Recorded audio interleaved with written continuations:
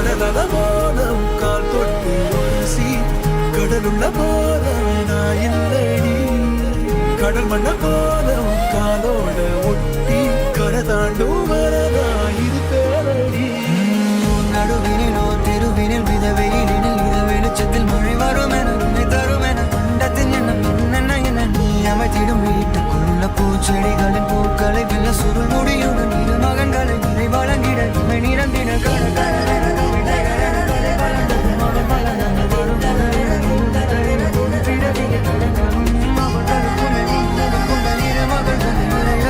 அனைவரும் அழகிய சுய படங்களை எடுக்கவே